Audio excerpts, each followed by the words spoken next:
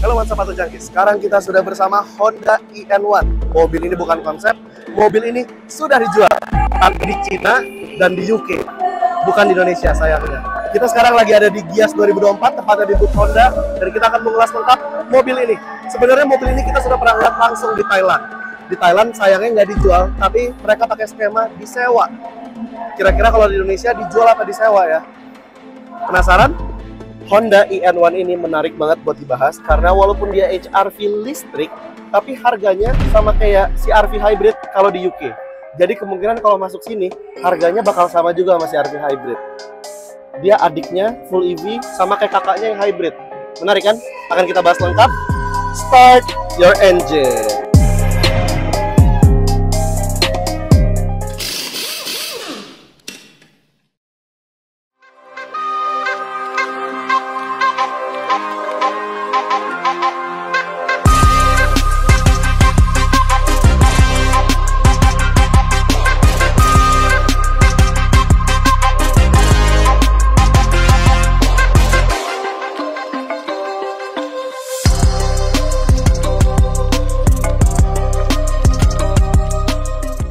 Kita bahas eksteriornya dari belakang dulu seperti biasa. Nah, di sini kalian nggak bakal salah. Kalian pasti udah tahu ini mobil apa karena emang bedanya nggak terlalu banyak. Dia karena basisnya masih sama kayak HR-V yang bensin, dia cuma dibikin versi elektriknya aja. Secara lampu dia ngikutin HR-V RS. Cuma di sini ada beda. Yang paling beda adalah emblemnya. Emblemnya bukan emblem Honda yang H biasa, tapi ini dispel hurufnya. Dan ini satin silver gitu ya. Ini kalau dilihat aslinya, ini cantik banget. Nah, di sini ada emblem EN1 karena ini emang EN1 walaupun di beberapa negara dia ada yang ENY1, ENY1, tapi di sini yang masuk yang EN1. Kita dapat sama kayak di Thailand. Nah, lagi-lagi di sini tempat plat nomornya masih seperti biasa juga, posisinya nggak di bawah, dia diletakkan di bagasi. Nah, di bawah sini hitam gloss semua nih. Tapi bentuknya beda sama yang RS. Di sini bentuknya lebih clean, lebih elegan. Sedangkan yang RS kan lebih sporty, apalagi ada knalpotnya 2 biji. Nah, secara overall di belakangnya masih mirip. Di sini masih ada wiper yang udah rapih juga, masih ada rear defogger, terus masih ada kayak integrated roof spoiler gini sama third brake lamp. Jadi dari belakang nggak banyak yang berubah. Nah, lagi-lagi di bagian samping juga nggak banyak yang berubah karena bagaimanapun dia basisnya masih sama kayak HR-V yang biasa. Nah, tapi di sini ada hal interesting, lebih tepatnya di door handle belakangnya yang nanti bakal gue jelasin. Nah, nggak ada yang berubah, nggak ada yang berubah, nggak ada yang berubah, sampai ke spionnya pun sama. Cuma dia udah nggak ada Honda yang bisa ngelihat samping itu ya. Dia udah nggak ada tombolnya lagi nih. Di sini kameranya nggak ada soalnya. Nah, lanjut ke bagian depan, masih belum ada charging port karena charging portnya nggak di samping. Nah, di sini yang kita bisa samain sama HR-V biasa adalah dia mirip sama HR-V RS banget. Kenapa? Karena over fendernya dan plastik-plastiknya ini semuanya hitam gloss, bukan scratchy plastik gitu. Jadi ini semuanya udah elegan, looks-nya udah mewah. Ada list chrome-nya juga yang kebetulan sama kayak HR-V RS. Lanjut ke bagian kaki-kaki, di sini kita bisa ngeliat peleknya yang paling berubah banget dari bagian sampingnya. Peleknya ciri khas mobil EV ya, dia agak banyak yang tertutup ya. Tapi di sini pendekatan yang dilakukan Honda adalah dia elegan nih, jari-jarinya banyak, dual tone finish gini, ada chrome-nya, ada hitam gloss-nya, dan ada hal interesting juga berhubungan sama logo Hondanya yang nanti bakal gue jelasin. Nah, di sini peleknya ring 18, lagi-lagi masih sama kayak HR-V biasa, dibalut dengan ban ukuran 225/50 ring 18. Dia pakai Continental Ultra Compact UC6. Jadi mobil ini juga udah lengkap juga, ABS, EBD, BA semuanya udah lengkap karena udah Honda Sensing juga. Sekarang kita udah sampai ke bagian depan. Ini bagian eksterior yang paling berubah dari Honda EN1 sama HR-V biasa. Kenapa? Karena kalau dilihat lampunya masih sama nih, sama HR-V yang lain. Cuma begitu kita lihat ke bagian tengah, ke bagian bawah, ini completely different. Jadi di sini pertama dia ada semacam kumis hitam gitu ya. Ini tuh sebenarnya ciri khas Honda. Sebenarnya ciri khas Honda ada semacam turunan gitu di depan undakan sini. Ini tuh sebenarnya masih ciri khas Honda. Honda terbaru kayak Civic gitu-gitu, semuanya kayak gini. Bicara headlight, lampunya terlihat serupa seperti HR-V bensin, jadi sudah full LED. Sampai fog lamp-nya juga udah LED, cantik kalau malam. Nah, turun ke bawahnya di sini ada charging port yang gede banget. Nggak lengkap bahas soal HR-V listrik tanpa bahas soal chargingnya dong. Nah, port dari EN1 ini terletak di balik grill depan dan sudah berjenis CCS Type 2, jadi sudah support DC fast charging. Motor listriknya bertenaga 150 kW atau setara 201 horsepower dengan torsi 300 Nm. 0 sampai 100 cukup 8,9 detik aja dan top speednya di 150 km per jam. Baterainya berkapasitas 68,8 kWh dengan jarak tempuh 412 km sekali charge. Oke banget dong buat harian. Ada logo Honda juga yang tadi gue bilang interesting banget. Dan di sini ada list warna gunmetal gitu ya. Ini sifatnya sebagai garnish aja sih. Terus di sini ada dudukan plat nomor yang sebenarnya dudukannya ini terpisah. Jadi emang mobil ini nggak ada bidang datarnya untuk nempel plat nomor. Nah di bagian bawah lagi-lagi dia karakternya kayak HRV RS nih. Dia punya splitter, dia punya front lips ini. Udah nggak ada scratchy plastiknya. Jadi ini semuanya udah hitam glossy. Cuma nggak ada detail-detail kayak HRV RS yang sporty gitu. Kalau HRV RS kan di sini ada semacam ada heartbeat gitu warna merah. Di sini udah nggak ada. Jadi di sini pendekatan yang Honda lakukan untuk Honda EN1 ini adalah bikin mobil ini masih mirip sama HRV, masih ada karakter HRV, tapi versi lebih elegan dan lebih clean. Gimana? Kalian lebih suka looks-nya ini atau HRV RS dan SE? Coba tulis di komen bawah. Sekarang kita masuk ke bagian interior. Nah, kalau dari tadi gue bilang di bagian luar itu nggak banyak yang berubah. Tapi kalau di interior ini banyak banget. Dashboardnya bisa dibilang 80% baru. Pertama, yang kalian langsung notice pasti layar besar ini di tengah. Ini nggak pernah ada di Honda apapun yang style kayak gini.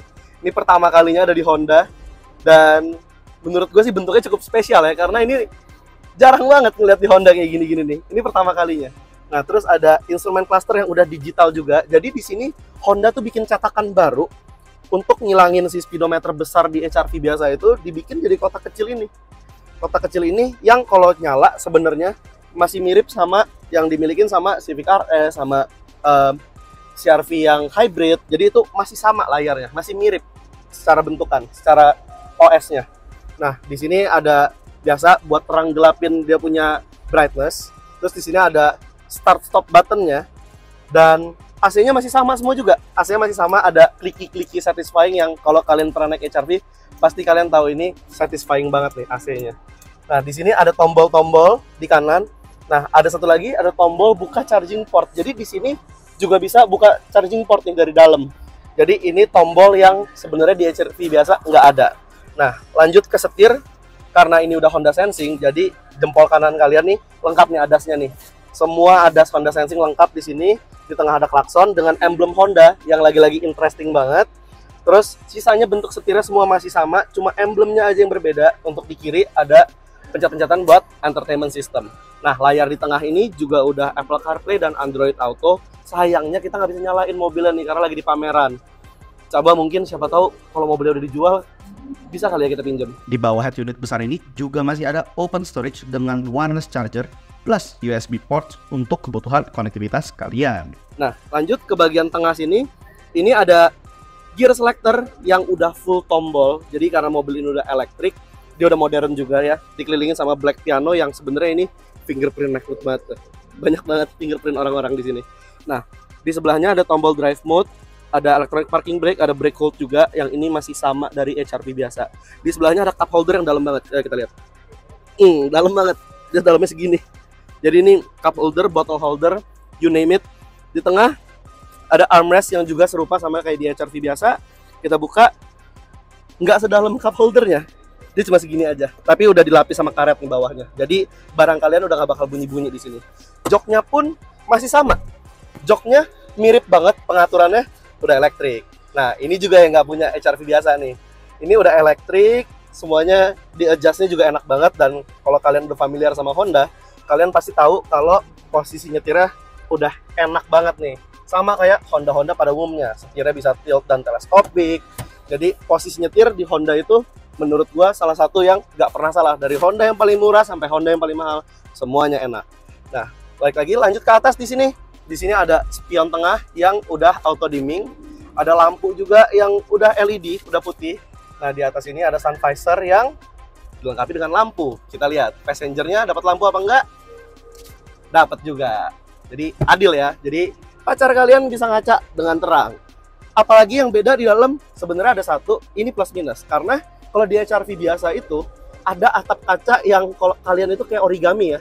Di sini sekarang itu udah absen. Jadi itu plus apa minus tuh? Kalau ada dikatain, kalau nggak ada biasa dibilang speknya nggak lengkap. Jadi coba kalian tulis di komen di bawah, menurut kalian ini plus apa minus nih? Atapnya sekarang udah full atap biasa. Sekarang kita lanjut ke bagian belakang kali ya. Nah, sekarang kita lanjut ke bagian belakang. Pertama yang gue mau bahas pintunya. Di atas ini dia emang masih plastik-plastik keras nih. Tapi begitu udah turun ke bawahnya, di bawahnya ini ada kulit yang udah soft touch. Sama seperti di armrestnya juga. Dia udah soft touch juga karena itu kan kena sama kulit kalian kan. Nah, di depan sini lanjut ada cup holder kecil dan ada jendela yang udah full auto ya, depan belakang ya. Jadi kita lumayan dapat spek yang oke banget nih. Sekarang kita lanjut. Nah, ini di belakang posisi duduk gua. Posisi duduk gua 174 cm dan di sini masih ada 4 jari. Cuma emang kita cuma dapat seat back pocket satu doang ya, di kiri doang ya. Di kiri doang, di kanan nggak ada. Dan di sini kaki gue masih bisa masuk setengah dengan posisi duduk yang paling rendah. Nah, cuma emang di sini yang berasa banget bedanya itu adalah kaki ini agak ngegantung. Ini posisi duduknya kayak posisi duduk di sedan. Setuju Alex ya? Kayak posisi duduk di sedan nih. Nah, joknya. Sekarang joknya ini full kulit. Udah nggak ada fabriknya lagi kayak di HRV biasa. Di sini ada perforatednya gitu. Dengan ada jahitan-jahitan birunya, ada piping putihnya. Masih sama kayak di depan. Nah, biru ini emang kayaknya lumayan temanya si Honda IN1 ini. Karena sampai ke ambient light-nya aja juga biru. Yang ada di depan dan sampai ke belakang sini. Jadi emang temanya kayaknya emang biru ya mobil ini ya. Nah, sekarang kita bahas di row ketiga ini masih bisa 3 orang dewasa. Karena masih ada seat belt 3 titik untuk 3 orang. Nah, kalau kalian cuma bawa 2 orang, di sini ada armrest. Tapi sayangnya armrestnya jatuh armrestnya. Tapi ya lumayan lah daripada nggak ada. Di sini ada tambahan 2 cup holder lagi. Jadi ya cup holder total di belakang ada 4. Padahal orangnya cuma 3. Nah, kita lanjut. Di sini penumpang belakang juga dapat AC yang bisa diatur flow udaranya. AC-nya ada 2, bisa diatur kiri kanan dan flow udaranya. Dan di sini ada storage compartment. Jadi walaupun seat back pocket cuma 1, ya minimal di sini ada storage lagi lah ya. Dan yang di belakang tetap bisa ngecas. Tapi yang belakang orangnya 3, cup holdernya 4, colokannya 2. Dan ini Type C. Jadi udah cukup modern. Sekarang kita bahas bagasinya kali ya, karena di bagasi ada yang berubah nih. Nah, di sini sayangnya bagasinya belum elektrik. Dia sama kayak HRV SE ya. Dia nggak kayak HRV RS yang udah ada tombolnya di sini. Nah, lanjut. Bagasinya ini ukurannya besar, masih dapat 361 liter. Dan kalau jok baris keduanya dilipat, kalian dapat 801 liter. Gede banget kan? Apalagi kalau false floor-nya kita tarik, kita turunin ke bawah, dia jadi dapat space yang makin lega nih. Di sini ada lumayan, ada 4 jari. Ini lumayan banget nambahnya. Jadi barang-barang kalian juga nggak bakal jatuh tumpah-tumpah keluar. Dan di bawah false floor ini juga masih ada underfloor storage dengan trunk organizer yang menyimpan barang seperti toolkit dan tire repair kit dengan rapi. Nah, kalau lagi kayak gini, pastinya begitu joknya dilipat, dia nggak akan rata lantai. Nah, dia nggak rata lantai. Tapi begitu false floor kayak tadi di atas, nah kayak gini, dia rata lantai. Jadi pilihan kalian. Kita dikasih flexibility sama Honda untuk milih mau rata atau dapat yang lebih dalam. Walaupun dari calon SUV listrik terlaris, namun karena belum dijual pasti ada aja yang nyebelin. Nah, inilah 3 hal annoying dari Honda IN1.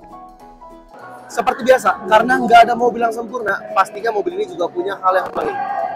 Nomor 1, yang paling annoying menurut gua adalah ground clearance-nya. Mungkin kalian kalau di sana bisa ngelihat kalau baterainya ini turun banget. Emang sih, dia basisnya bukan mobil listrik pure ya. Dia dari mobil internal combustion yang ada versi listriknya. Dan di sini kalau kalian ngelihat nih, ini nggak sampai sejengkal gua, ini nggak sampai 20 cm. Ini kalau di speknya, ini 140 mm. Yang artinya nggak beda jauh sama sedan. Jadi sayang ya, walaupun dia compact SUV, tapi ground clearance-nya rendah banget. Hal annoying kedua yang sebenarnya nggak jadi deal breaker, tapi akan sebenarnya lebih baik kalau ada, yaitu adalah mobil ini nggak punya frunk atau front trunk. Karena biasa mobil listrik ada frunknya nih, ada penyimpanan kayak di Ioniq 5 itu penyimpanannya gede banget. Kalau di sini nggak ada sama sekali. Dia cuma ada cover plastik yang ditutup rapi semuanya, dan ada tulisan Honda yang di spell out lagi, seperti ciri khas mobil ini kayak di belakang sama kayak di charging portnya. Dan hal annoying yang terakhir kita gabung aja kali ya, yaitu mobil ini belum dijual. Jadi ini Honda semacam lagi tes market dulu. Siapa tahu kalau minatnya banyak, mobil ini akan dijual tahun depan. Jadi kalian yang nonton video ini, di-share tolong sebanyak-banyaknya biar Honda tahu kalau mobil ini sebenarnya banyak yang minat. Karena kita mau banget lihat mobil ini dijual di Indonesia. Namun tenang, sebagai Honda listrik pertama yang akan dijual di Indonesia, pasti banyak yang menarik. Inilah 3 hal interesting dari Honda EN1. Karena ini HR-V tapi versi listrik yang artinya fresh banget untuk kita semua, pasti ada banyak hal interesting. Kita udah pilih 3. Yang pertama adalah emblem Hondanya. Semua emblem Honda di sini nggak ada yang chrome, semuanya flash dan dia warna putih. Jadi ini seperti ciri khas Honda yang baru. Kalau Type R kan selama ini warna merah. Kalau yang elektrik warna putih. Ini ada di grill, ada di keempat dop peleknya, dan yang terakhir ada di setirnya.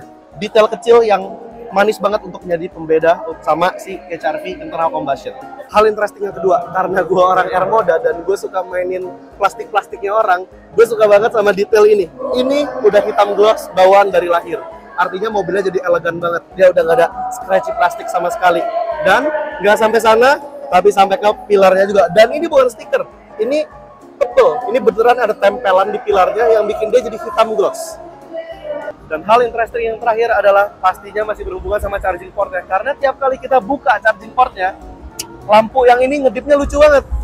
Ting ting. Jadi dia kiri kanan, terus ngedip dua-duanya barengan 2 kali. Kira-kira fungsinya apa ya? Karena ngedipnya warna putih, bukan warna hijau atau merah kayak menandakan baterainya full atau low bed. Siapa tahu, kalian ada yang tahu, tulis di kolom komen ya. Yaps, itu dia first impression kita terhadap Honda EN1 alias HR-V listrik. Gimana? Jujur, buat gua ini menarik banget sih, walaupun tadi hal annoying-nya lumayan ya. Jadi, gimana menurut kalian? Layak nggak Honda jual ini di Indonesia? Kira-kira harga berapa yang cocok? Tulis di kolom komen di bawah. Kalian jangan lupa like, share, dan subscribe ke channel YouTube kita, Laknas Auto Junkie. Dan jangan lupa follow juga Instagram kita yang ada di sini. Seperti itu. Jangan lupa share juga ke keluarga kalian.